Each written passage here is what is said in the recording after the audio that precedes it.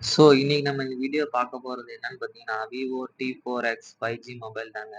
இந்த மொபைல்ல பார்த்தீங்கன்னா, சிறப்பம்சமா ஒண்ணு குடுத்துருக்காங்க பார்த்தீங்கன்னா, என்னன்னு பார்த்தீங்கன்னா, பேட்டரியில வந்து தரமா இறக்கியிருக்காங்க. அந்த பேட்டரியோட ஆம்ப்ஸ் மட்டும் கேட்டீங்கன்னா, ஷாக் ஆயிருவீங்க. ஒரு 150Kல இந்த பேட்டரியா? அப்படின்ற மாரி குடுத்துருக்காங்க.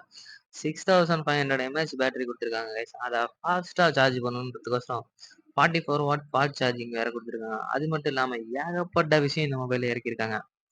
பார்த்தீங்கன்னா, கேமிங்க்குன்னு பார்த்தீங்கன்னா, அல்ட்ரா கேம் மோடுன்னு ஒண்ணு குடுத்துருக்காங்க. அந்த Vivo, iQலாம் குடுப்பாங்க பார்த்தீங்களா? அந்த மாரி இந்த மொபைலுக்கும் குடுத்துருக்காங்க சார். அது அது பார்த்தீங்கன்னா, ஒரு ஹேங் ஆகுற மொபைலுக்குலாம் அந்த மாரி கேம் மோடு போட்டுருந்தாவே ஓரளவுக்கு இதா விளையாடலாம். அது மட்டும் இல்லாம ப்ராசஸர்ன்னு பார்த்தீங்கன்னா, MediaTek Dimensity வந்து 7300 எம்ஏஹெச் வேற குடுத்துருக்காங்க guys. Antenna ஸ்கோர்ன்னு பார்த்தீங்கன்னா, கிட்டத்தட்ட ஒரு 7,50,000 கிட்ட வருது. அது மட்டும் இல்லாம நீங்க கேம் விளையாடும்போது வால்யூம் சவுண்டு அந்த மாரிலாம் எதுவும் பத்தல அப்படின்ற மாரி இருக்கும்.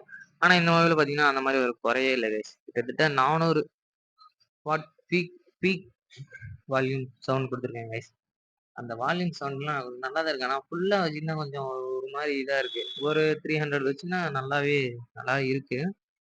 அது மட்டும் இல்லாம பார்த்தீங்கன்னா 50 எம்பிக்கான மெயின் கேமரா. அதாவது பார்த்தீங்கன்னா, ஏஐ வேற யூஸ் பண்ணிருக்காங்க. ஓரளவுக்கு இல்லனாலும் ஒரு டீசென்ட்டா ஒரு 150Kல எப்படி இருக்குமோ, அந்த அளவுக்கு எல்லாம் பெஸ்ட்டா பண்ணியிருக்காங்க கைஸ். அதெல்லாம் பார்த்தீங்கன்னா, யூஎஃப்எஸ் 3.1 ஜாக் குடுத்துருக்காங்க. அது மட்டும் இல்லாம உங்களுக்கு வந்து YouTubeல வீடியோஸ்லாம் பார்க்கும்போது, குவாலிட்டி வந்து இன்க்ரீஸ் பண்ற அந்த மாரிலாம் இருக்கு. ஸ்க்ராட்ச் கார்ட் புரொடெக்ஷன் எல்லாமே நல்லா பண்ணியிருக்காங்க கைஸ். அது மட்டும் இல்லாம ஏகப்பட்ட விஷயம் இந்த மொபைல்ல நல்லா இருக்கு. சரி ப்ரோ, மொபைலோட ஸ்டோரேஜ் அதெல்லாம் பத்தி சொல்லியே ப்ரோ அப்படின்னு கேட்டீங்கன்னா, 128 ஜிபி பிளஸ் ரேம் பார்த்தீங்கன்னா, 8 GB RAM plus 8 GB RAM அந்த வெர்ஜினல் ரேம்னு சொல்லிட்டு இருக்கும். அதே மாதிரி இன்னொரு ஆப்ஷன் பார்த்தீங்கன்னா, 256 ஜிபி பிளஸ் 16 ஜிபி ரேம். இந்த மாதிரி ப்ராசஸர்னு பார்த்தீங்கன்னா, நல்ல ஒரு ப்ராசஸர் தான் கொடுத்துருக்காங்க.